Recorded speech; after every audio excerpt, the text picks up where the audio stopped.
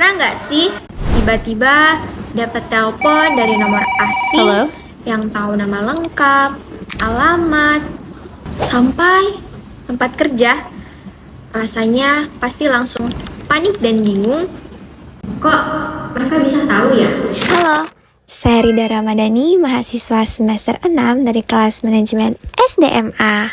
Bisa jadi itu bukan karena kita sembarangan ngeklik di internet, tapi data kita di tempat kerja, tempat yang kita anggap paling aman, tapi ternyata udah bocor dan dijual di pasar gelap. Setiap kita masuk kerja, kita itu menyerahkan seluruh privasi kita ke yang namanya high risk atau sistem informasi SDM, dari foto KTP, slip gaji, sampai data keluarga. Nah, perusahaan biasanya bilang, tenang, sistem kita aman. Tapi nyatanya begitu ada cyber attack, sistemnya seringkali jebol begitu saja. Masalahnya, banyak instansi yang pengennya untung besar, tapi enggan investasi lebih di keamanan sistem. Nah, akhirnya karyawan yang jadi korbannya. Mungkin kita pikir cuma data kantor doang kok, tapi coba deh kita bedah apa yang ada dalam high risk atau sistem informasi SDM perusahaan.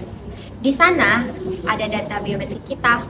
Kalau password media sosial bocor, kita tinggal ganti password, beres.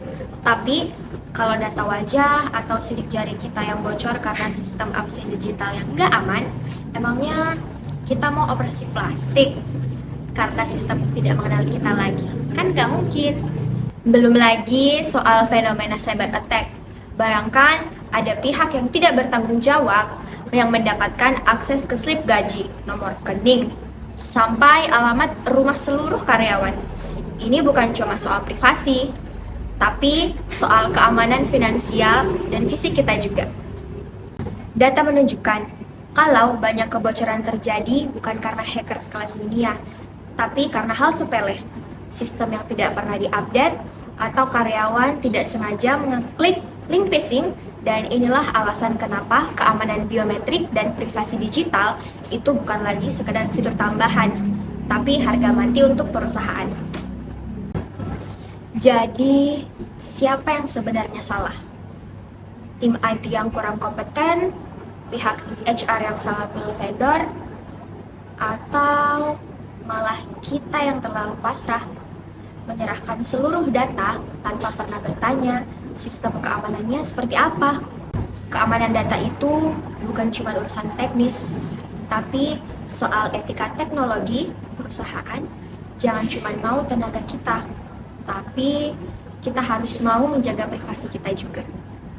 Pada akhirnya, kita harus sadar bahwa di era digital ini, data pribadi adalah aset yang paling berharga sekaligus yang paling rapuh. Jangan sampai kita terlalu fokus mengejar karir, tapi abai pada keamanan identitas sendiri. Karena sekali data itu lepas, dampaknya tidak akan hilang cuma dengan surat permohonan maaf. Saya Rida Ramadhani dari program studi manajemen. Menurut kalian, apakah permintaan maaf itu cukup untuk menebus privasi yang hilang? Tulis pendapat kalian di kolom komentar.